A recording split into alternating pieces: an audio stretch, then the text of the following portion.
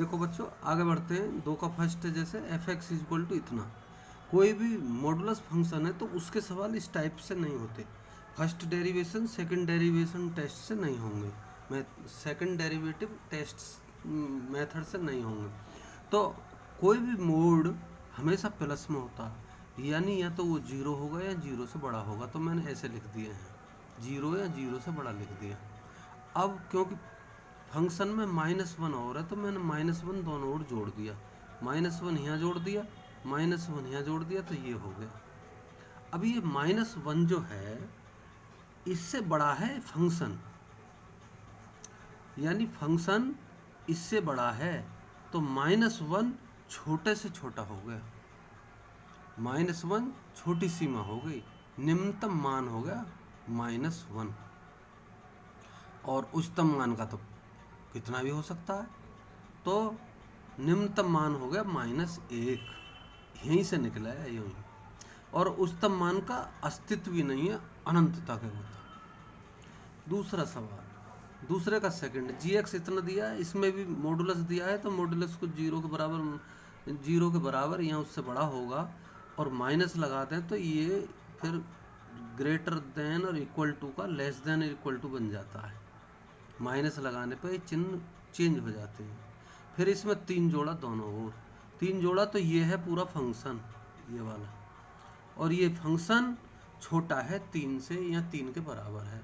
3 से छोटा है या 3 से बराबर है, इसका मतलब मैक्सिमम वैल्यू कितनी होगी, 3 होगी। तो मैक्सिमम वैल्यू हमने 3 लिख दी, और जो निम्नतम वैल्यू का तो पता ही नहीं है, अस्तित्व भी नहीं है उसका। दूसरे का थर्ड, एच एक्स बराबर साइन 2x प्लस इतना, इसका सवाल में भी डेरिवेशन से नहीं होगा। साइन 2x को आप जानते हैं, कोई भी साइन जो होता है वो +1 और -1 के बीच में उसकी वैल्यू होती है। तो मैंने ऐसे ही लिख दिया, या तो 1 भी हो सकती है, -1 हो सकती है, या बीच में हो सकती है। तो sine 2x is greater than equal to -1 और लेस देन इक्वल टू 1। अब फंक्शन में 5 और जुड़ा हुआ तो सब में 5 जोड़ दिया मैंने, थ्रू आउट 5 ऐड कर दिया, 5 यहाँ भी 5 यहाँ भी 5, तो इधर तक हो गया 4, इधर हो गया 6। तो 6 और 4 मैक्सिमम 6 वैल्यू है और मिनिमम 4 वैल्यू है। 6 और 4 के बीच में लाई करता है ये फंक्शन। तो ये यूँ ही हो गया। अगला सवाल ये वाला, साइन 4x प्लस 3 है, तो साइन 4x को फिर मैंने लिखा प्लस माइनस 1 के बीच में लाई करता है। फिर साइन 4x में मैंने 3 जोड़ा है, क्योंकि यहाँ 3 है तो 3 ही दोनों ओर जोड़ा। अब 3 जोड़ा तो इधर 3 में से -1 गया 2, और इधर हो गया 4, और ये हो गया बीच में इतना। और मोड भी लें तो 4 का मोड 4 ही रहेगा, 2 का मोड 2 ही रहेगा, और बीच में मोड लगा दिया। अब ये पूरा फंक्शन बन गया, एफ एक्स बन गया। एफ एक्स लाई करता है 2 और 4 के बीच में, तो 4 उच्चतम मान हो गया और 2 निम्नतम मान हो गया। कितना आसान है। अगला सवाल, एफ एक्स बराबर एक्स प्लस 1 दिया, और एक्स जो है -1 और 1 के बीच में लाई करता है, इन दोनों के बीच में, और इसका ये डेरिवेटिव करेंगे, आसान पड़ेगा। एच डैश एक्स बराबर 1, और डबल डैश डेरिवेटिव करेंगे सेकंड डेरिवेटिव मेथड से, टेस्ट से, तो वो 0 आएगा, और 0 ना पॉजिटिव है ना नेगेटिव है, तो ना उच्चतम है ना निम्नतम मान है इसका। ऐसे सीधा साधा है। अगला सवाल, तीसरे का फर्स्ट, एफ एक्स बराबर एक्स स्क्वायर है, एक्स स्क्वायर का फंक्शन dy/dx कर दिए, यानी फर्स्ट डेरिवेटिव 2x आया, फर्स्ट डेरिवेटिव को 0 रख दिया तो x की वैल्यू आई 0। अरे अब सेकंड डेरिवेटिव निकाला तो 2x का तो 2 ही आ गया, और 2 पॉजिटिव है तो मिनिमा होगा यहाँ। तो x बराबर 0 पर मिनिमम देख लें, 0 यहाँ रखेंगे तो 0 ही आवेगी, तो ये उत्तर हो गया। दूसरा सवाल देखें, जी एक्स बराबर x³ - 3x, डिफ्रेंशिएट किया, ये आया। एक बार इसको हमने 0 रख दिया, x की वैल्यू +-1 आई। अब सेकंड डेरिवेटिव निकाल दिया, 6x आया। अब x की वैल्यू देखें, x बराबर 1 पर देखें क्या होता है। 1 पर सेकंड डेरिवेटिव पॉजिटिव आता है तो मिनिमा हो गया। तो x बराबर 1 पर gx देख लें फिर कितनी है, x 1 रख दें, 1 - 3 तो -2 हो गया, निम्नतम मान आ गया है। अब x बराबर -1 पर g डबल डैश x देखें, यानी सेकंड डेरिवेटिव देखें कितना बनेगा, माइनस बनेगा, और माइनस है तो मैक्सिमा होगा यहाँ। तो x बराबर -1 पर जी एक्स की वैल्यू निकाल लेंगे, -1 की घात 3 -3 गुणा -1, तो 2 आ गया, 2 मैक्सिमम वैल्यू आ गई, यानी उच्चतम मान आ गया। तीसरे का थर्ड, भाई sine x plus cos x है और x जो है 0 और π/2 के बीच में है, ओपन इंटरवल है, यानी 0 भी नहीं है π/2 भी नहीं है, बीच में है x की वैल्यू। तो x की पहले डिफ्रेंशिएट कर दें तो ये आया, इसको 0 के बराबर कर दें तो ये cos x minus sine x बराबर 0, तो ये cos x को इधर ले आए तो साइन एक्स बटे cos x बराबर 1, तो साइन एक्स बराबर tan x हो गया, ये tan x बराबर tan 45, तो x की वैल्यू आई 45, और 45 इन दोनों के बीच में लाई कर रही है, तो हम 45 की वैल्यू ले सकते हैं।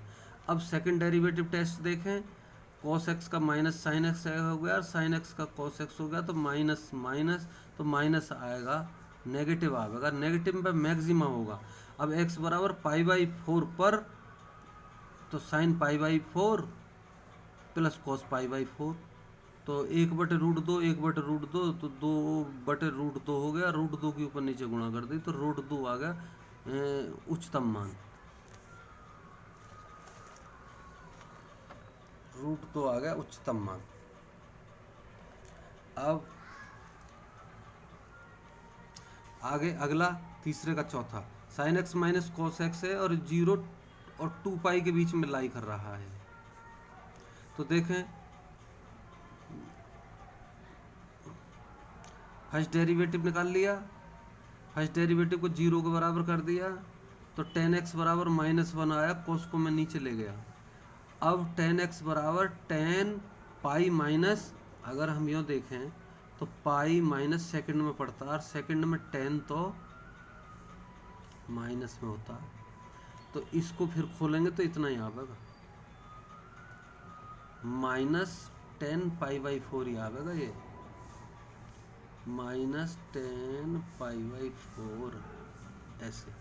तो 4 एकम 4 में से 3 π/4 हो गया, तो x की वैल्यू हो गई एक। तो अब x की वैल्यू हम जानते हैं, 10वीं में पढ़ा हमने, 11वीं में, tan x बराबर tan अल्फा, तो x की वैल्यू कितनी होगी, n पाई प्लस अल्फा ऐसे होगी। तो x की वैल्यू n पाई प्लस और अल्फा ये 3 π/4। अब n बराबर 0 रखूँ तो 3 π/4 आता है, n बराबर 1 रखूँ तो 7 π/4 आता है, और ये दोनों ही 4 दूनी 8, तो दुगने 2 पाई से कम है ये, तो 2 पाई और 0 के बीच में ही ये दोनों की वैल्यू है। ये π/4 45 दूनी 90 135 बैठता है, ये भी उसी में बैठेगा इसी में। तो अब हमने ये सेकंड डेरिवेटिव निकाला f डबल डैश x, और x की वैल्यू एक बार ये रखूँ एक बार ये रखूँ, तो पहले मैंने ये रखी 3 π/4 रखी सेकंड डेरिवेटिव में, और देखा माइनस साइन 3 π/4 प्लस कॉस 3 π/4, 3 π/4 की वैल्यू मैंने यहाँ निकाली है। देखो साइन 3 π/4 को मैं लिख सकता हूँ साइन पाई माइनस π/4, और ये कौन से में पड़ेगा, साइन पाई में से कुछ घटा हुआ दूसरे में पड़ेगा, और पहले में ऑल और दूसरे में साइन तो प्लस का होता है, तो ये प्लस का ही होगा, तो प्लस साइन 45 लिखा मैंने, साइन π/4 लिखा, और साइन π/4 1/√2 होता है। ऐसे कोस का मैंने लिया, कोस पाई माइनस π/4 किया, तो ये भी दूसरे में पड़ेगा तो माइनस में आएगा, दूसरा कॉस में माइनस आता है, कॉस माइनस में आता है, तो माइनस 1/√2 ये आएगा।